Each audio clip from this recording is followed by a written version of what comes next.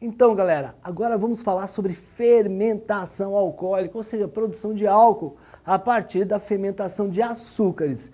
E eu quero comentar a fermentação, no caso que ocorre no Brasil, que é o mais comum de produção do álcool, do etanol, que é a partir da cana-de-açúcar, e também a fermentação produzindo etanol a partir do milho. Então tá, mas só para lembrar quem é o etanol. O etanol é esse cara aqui, ó, CH3, CH2OH, esse cara aqui é o etanol, também chamado de álcool etílico, que a fórmula molecular dele pode ser representada por C2H5OH. Lembra que é o etanol, que é o álcool utilizado para as limpezas domésticas, é o álcool que você usava para acender uma churrasqueira, é o álcool utilizado nas bebidas alcoólicas, então esse é o etanol. Bom, vamos lá. Como ocorre o processo de fermentação alcoólica? A partir da cana-de-açúcar.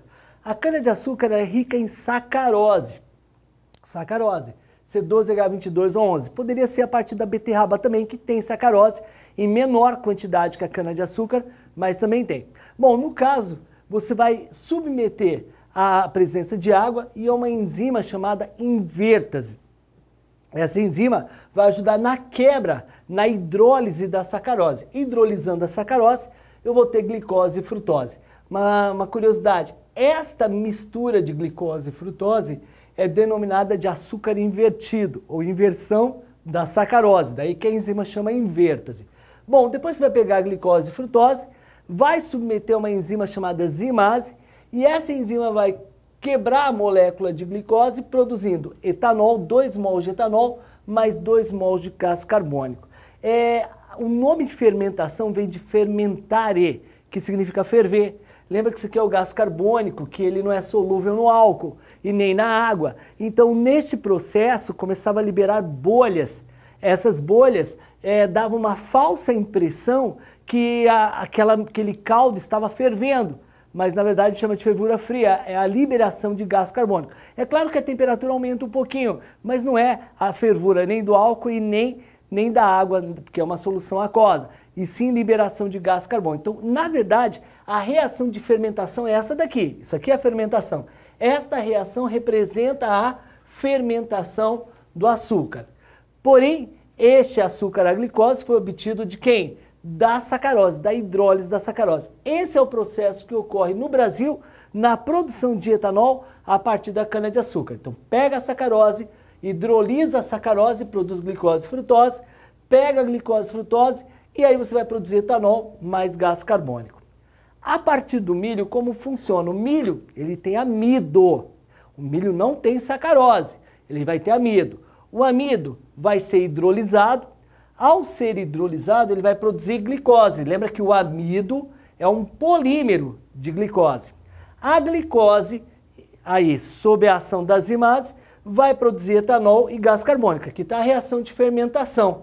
Na verdade, a fermentação ela vem a partir daqui.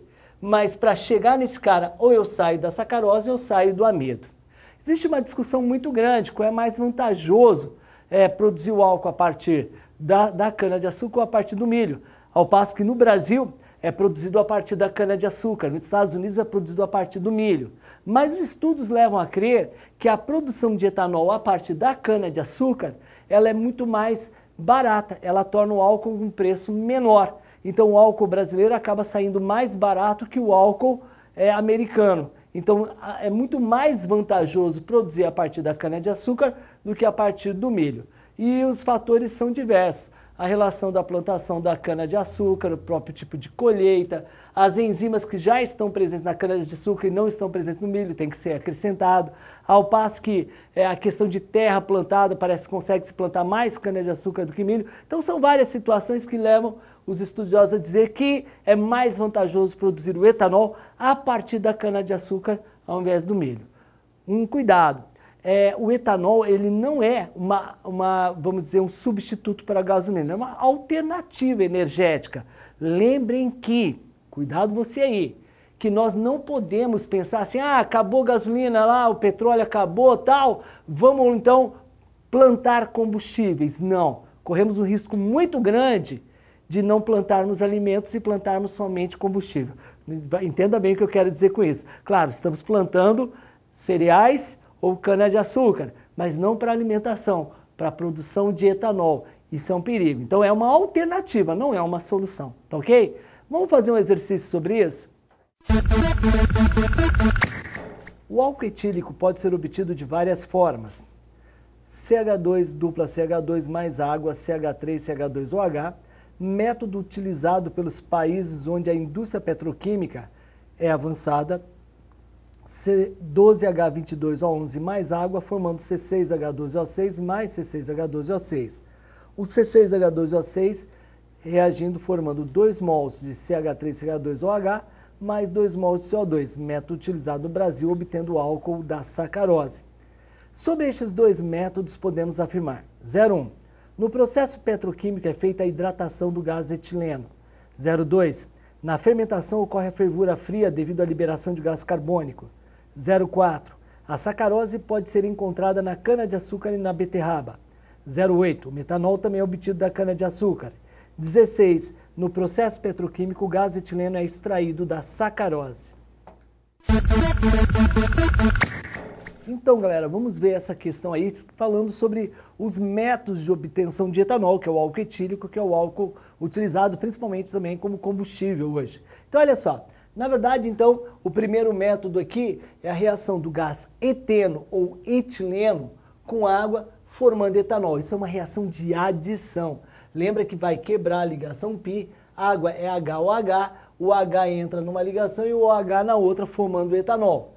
Então imagine que você está utilizando o etileno, o gás etileno, né, que é extraído do petróleo, reagindo com água para produzir o etanol. Por isso que é um método petroquímico, esse gás aqui é extraído do petróleo. O método utilizado no Brasil é a produção de etanol a partir da sacarose.